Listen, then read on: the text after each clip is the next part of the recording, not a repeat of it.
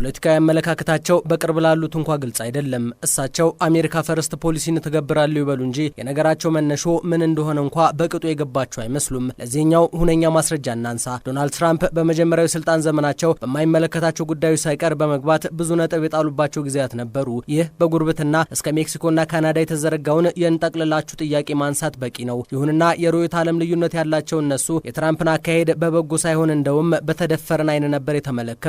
በዓለማችን የርስትና ማንነት ጉዳይ ለድርድር የሚቀርብ እንዳልሆነ ነገርየውን ማሳያ አድርገን ልንወስደውም እንችላለን። በየሀገራት የውስጥ ጉዳይ ሳይቀር በመግባት የራስን አጀንዳ ለማስፈጸም የሚደረግ ግብግብ ለትራምፕ አዲስ ነገር የማይሆነውም ለዚህ ነው። ከ1946 እስከ 2000 እንደ አውሮፓውያን አቆጣጠር ባሉት ዓመታት ብቻ አሜሪካ ከ80 በላይ በሆኑ ሀገራት የውስጥ ጉዳይ ጣልቃ በመግባት የራስን አጀንዳ ለማስፈጸም ጥረት አድርጋለች። እነዚህ ሀገራት አንድም በጠቅላላ ምርጫ አሊያም ደግሞ በመንግስት ምስረታቸው ውስጥ የሀሳብ ተቀበሉ ምክር ከአሜሪካ ቀርቦላቸዋል። 64 በሚሆኑ ሀገራት ውስጥ ደግሞ ዋሽንግተን የመንግስት ወይም አስተዳደር ለውጥ ለማድረግ ረጅሙን እጇን ተጠቅማለች። ባለፉት 2 አስርት ዓመታት እንኳ 6 የሚሆኑ ሀገራት እንዳልነበሩ ሆነው የጦርነት አውድማ ውስጥ እንዲገኙ የአሜሪካ እጅ አለበት። ሁነቶቹ በአብዛኛው በበላይ አለቆች የሚዘወሩ እንደመሆናቸው መጠን ሚስጥራዊነታቸውም ይጎላል። በፕሬዝዳንታቸው የይለፍ ወረቀት የሚሰጠው ደግሞ ብዙ እንደሆኑ ነው የቢቢሲ መረጃ የሚያመላክተው። ይሁንና ሀገራት በሉዓላዊነት ስሜት የራሳቸውን ውሳኔ በመወሰን ከተደረጉ ጣልቃ ገብነቶች 1/3 የሚሆኑት እንኳ ለመሳካታቸው የሚጠራጠሩም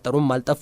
ሁሉም ታዲያ መነሻ ምክንያታቸው አንድና አንድ ነው፣ ተፈጥሮ የሆነውን ሀብት የመቀራመት አሊያም የግዛት ነጠቃ። ዶሚኒካን ሪፐብሊክ፣ ኒካራጓ፣ ጃፓን ሁለት አካባቢዎች በአሜሪካ ወታደራዊ ጣልቃ ገብነት ከቅጥራቸው መሬት የተነጠቁ ሀገራት ናቸው። እንደ ፊሊፒንስ፣ ኩባ፣ ፖርቶሪኮ፣ ሃይቲ፣ ጀርመን፣ ደቡብ ኮሪያና 16 የሚሆኑ ሀገራት ደግሞ በአሜሪካ አስተዳደር ውስጥ ማለፋቸውን ታሪክ ይነግረናል። በፓሲፊክ ውቅያኖስ አካባቢ መገኛቸው የሆኑ እንደ ቨርጅን ደሴቶችን ጨምሮ 5 የሚሆኑ ደግሞ ዛሬም ድረስ በአሜሪካ ቁጥጥር ስር ይገኛሉ።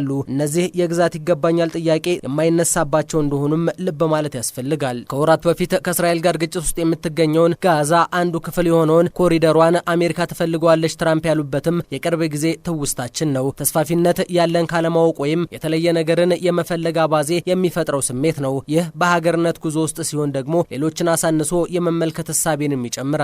ዶናልድ ትራምፕ አሜሪካንን ከመሩበት የመጀመሪያው የስልጣን ዘመናቸው ጀምሮ በግዛት ማስፋት እሳቤ በርካቶችን በነገር ጎንትለዋል።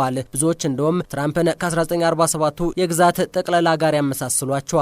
ሰሜናዊ ማሪያና ደሴት፣ ካሮሊን ወይም ፓሉ እና የማርሻል ደሴቶች በአሜሪካ የግዛት ማስፋት ውጥን ውስጥ ተይዘው የነበሩ ናቸው። ከነዚህ ውስጥም ሰሜናዊ ማሪያና የአሜሪካ አንዱ አካል ተደርጋ ትገኛለች። ከ2019 እንደ አውሮፓውያን አቆጣጠር ጀምሮ ደግሞ ትራምፕ ግሪንላንድ ላይ አይናቸውን ጥለዋል። ይቺ ግዛት ዛሬ ላይ በዴንማርክ ስር እየተዳደረች ትገኛለች። ምንም እንኳ ግሪንላንድ የራሷ ፓርላማና መንግስት እንዳላት ቢታወቅም ዴንማርክ ከሁለተኛው የዓለም ጦርነት ማግስት ግሪንላንድን የግዛቱ አንዱ አካል እንድታደርጋት እውቅና ተሰጥቶኛል ብላ ታምናለች። 1953 ላይ ደግሞ የቅኝ ግዛት ውሉ ተሽሮ በዴኒሽ ፓርላማ ውስጥ 2 መቀመጫዎችን እንድታገኝ ተደርጓል።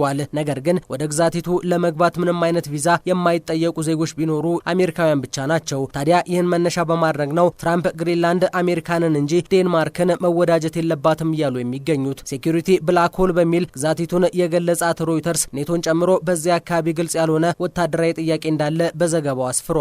ይህ ደግሞ ሀያላውን አሜሪካ አካባቢው ላይ እንድታማትር በር ከፍቶላታል። ከ2021 እንደ አውሮፓውያን አቆጣጠር ጀምሮ ሩሲያና ቻይና የግዛቷን ነዋሪዎች አታለው ሌላ ውል እንዳያስፈርሟቸው የሚለው ስጋት ሲያይል የበላይ ጠባቂ መስላም መጥታለች። እዚህ ጋር የዴንማርክ መዘናጋት እንዳለም ልብ ማለት ያስፈልጋል። በተለይ ደግሞ የአርክቲክ ውሃማ ክፍልን ሩሲያ እንዳሻት መዘወሯ ዴንማርክ በጥቂቱ በጉዳዩ ላይ ወደ ኋላ እንድትል አድርጓታል።